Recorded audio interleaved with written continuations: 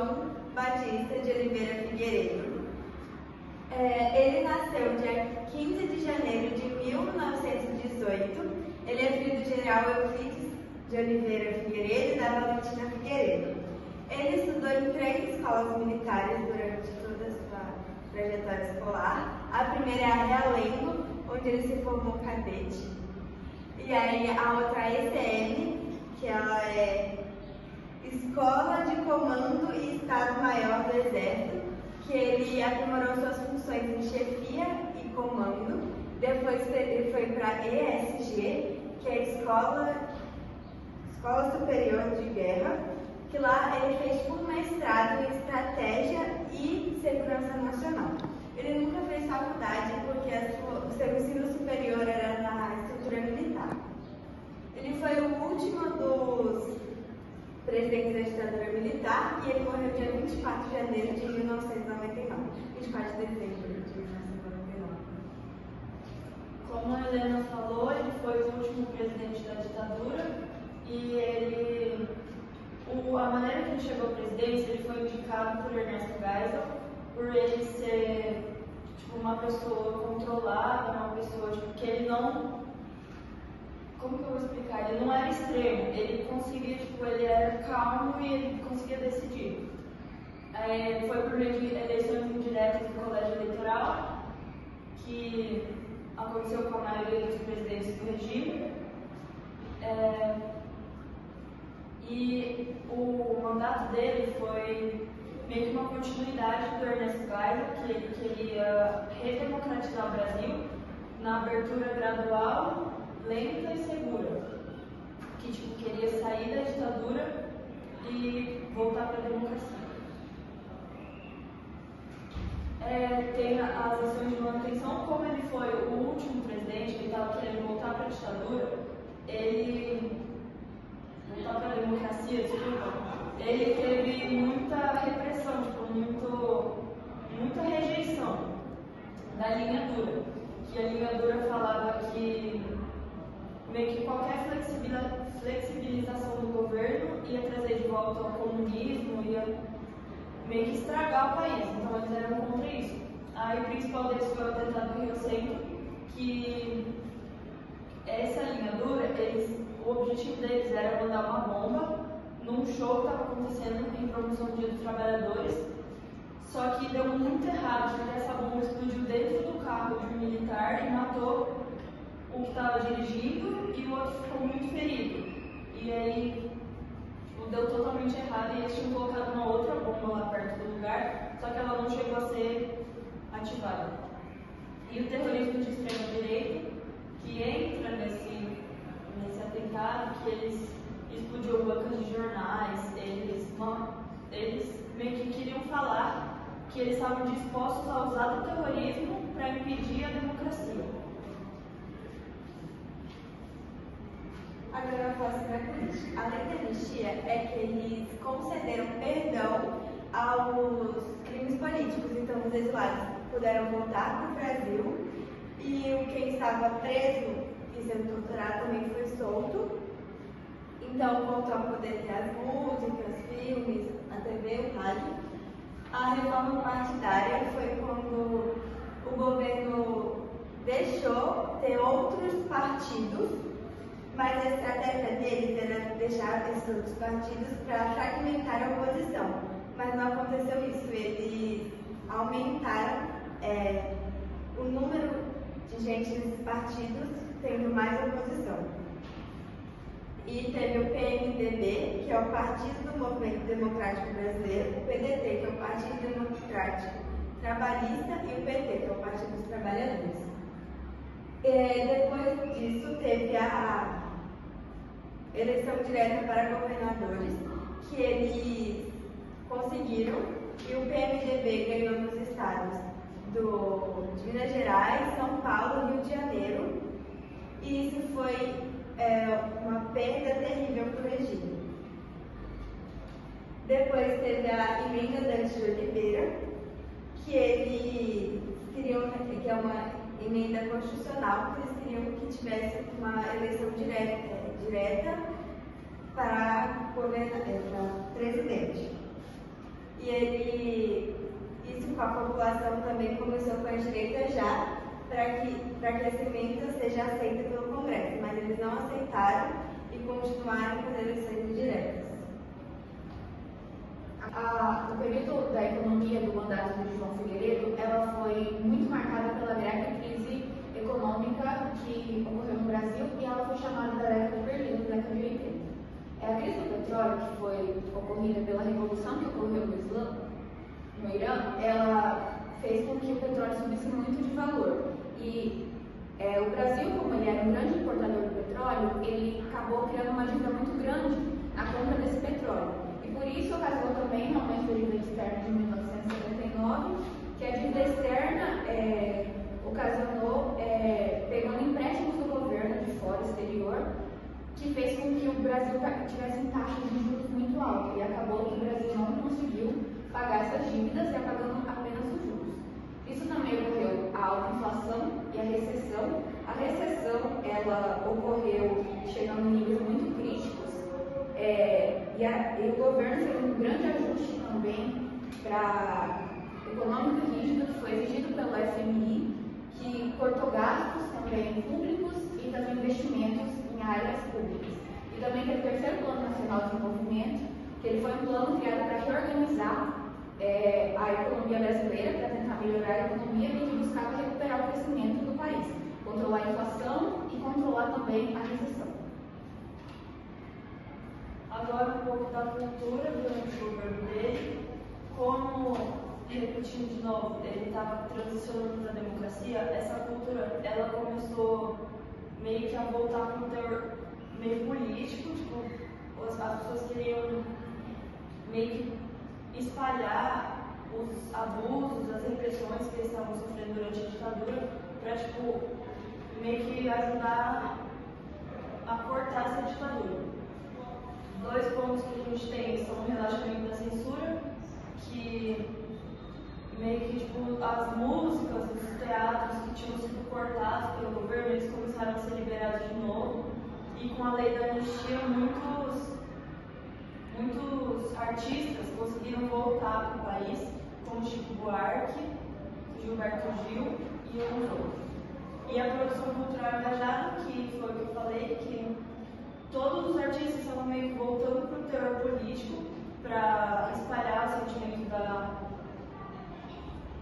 da ditadura ser uma coisa ruim, que eles estavam sofrendo muito abuso, muita repressão, que eles queriam acabar com isso, para, tipo, influenciar as pessoas a cortarem a ditadura. Agora eu vou falar sobre as músicas. A primeira é o Beco e a Equilibrista de Elis Regina, que fala que sonha com a volta do irmão que cura Jane Field. Com tanta gente que partiu com um rabo de foguete. Chora nossa pátria mãe gentil, chora Maria e Clarice, do sol do Brasil. Meio que ajudar a cortar essa ditadura. Dois pontos que a gente tem são o relaxamento da censura, que meio que, tipo, as músicas, os teatros que tinham sido cortados pelo governo, eles começaram a ser liberados de novo. E com a lei da anistia, muitos artistas conseguiram voltar para o país, como Chico Buarque, Gilberto Gil e uns outros. E a produção cultural engajada, que foi o que eu falei, que todos os artistas estavam meio que voltando para o teor político, para espalhar o sentimento da ditadura ser uma coisa ruim, que eles estavam sofrendo muito abuso, muita repressão, que eles queriam acabar com isso, para, tipo, influenciar as pessoas a cortarem a ditadura. Agora eu vou falar sobre as músicas. A primeira é o Beco e a Equilibrista de Elis Regina, que fala que sonha com a volta do irmão que cura Jane Field. Com tanta gente que partiu com um rabo de foguete. Chora nossa pátria mãe gentil, chora Maria e Clarice, do sol do Brasil. Ela fala sobre... que ela foi lançada em 1979, no ano que a lei da anistia também foi promulgada. E ela virou o hino da anistia por conta que ela fala como as mães sofreram pela ida dos seus filhos que foram exilados e agora ficam felizes com a volta. A outra música é Aquarela do Brasil, de Chico Buarque. Ela foi lançada em 1981 e fala: Oi, essas fontes murmurantes. Oi, onde eu mato a minha sede e onde a lua vem brincar. Oi, esse Brasil lindo e trigueiro é o meu Brasil brasileiro, terra de samba e pandeiro. Ela foi lançada na época da crise econômica e ela veio para falar da identidade do Brasil e ela é a regravação da música de Ari Barroso. A população gostou muito, teve uma boa repercussão por falar da identidade brasileira. A música Será, da Legião Urbana, que foi lançada em 1985. Será a sua imaginação? Será que nada vai acontecer? Será que é tudo isso em vão? Será que vamos conseguir vencer? Ela foi o álbum de estreia do grupo Legião Urbana e eles falam muito sobre a crítica que a juventude recebia e o sentimento de incerteza que existiu. Essa música é de Avição Coca-Cola também da Legião Urbana. A música Sonífera Ilha de Titãs foi lançada em 1984 e ela fala: não posso mais viver assim, ao seu ladinho.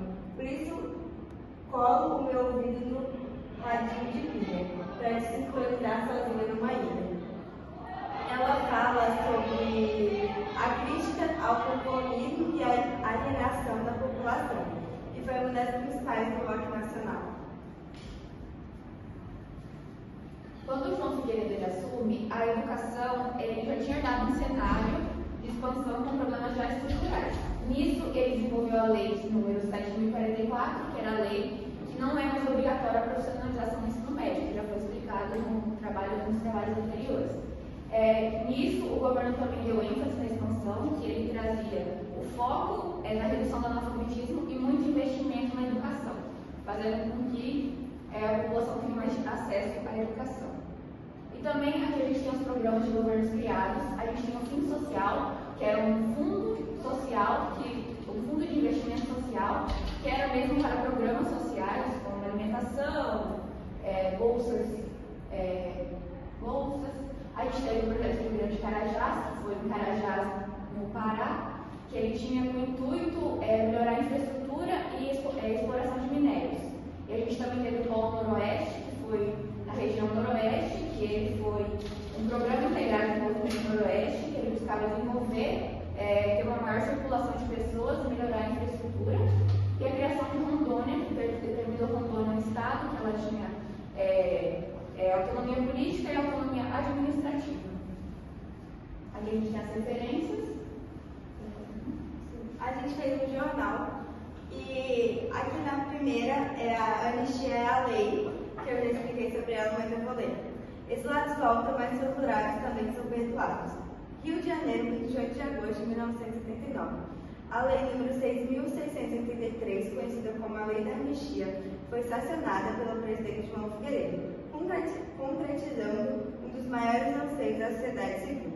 A lei concede perdão a todos que cometeram crimes políticos ou conexos, permitindo o retorno de centenas de exilados e a recuperação dos direitos políticos. No entanto, a lei Tem como perguntar?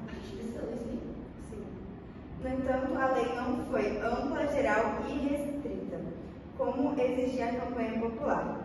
Sua natureza recíproca estendeu o benefício aos agentes do Estado que cometeram crimes de tortura e assassinato em nome da repressão. Enquanto a emoção toma conta dos aeroportos com o reencontro de famílias separadas pelo exílio, a controvérsia se instala. A impunidade dos violadores dos direitos humanos é o preço da paz? Agora eu vou passar para a Juliana.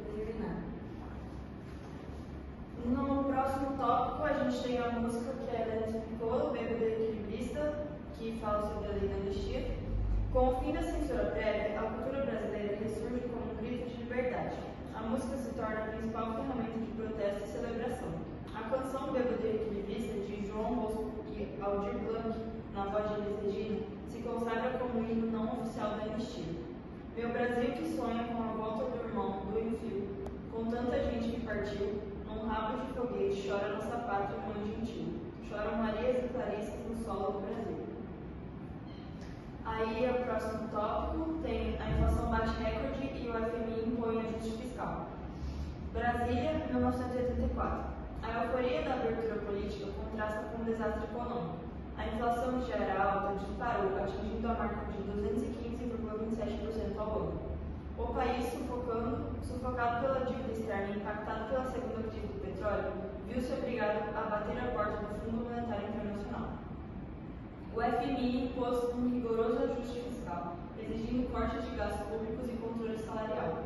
O ministro do Planejamento, Delfim Neto, tentou implementar o terceiro Plano Nacional de Desenvolvimento, mas a recessão mundial e a alta taxa de juros inviabilizaram qualquer recuperação.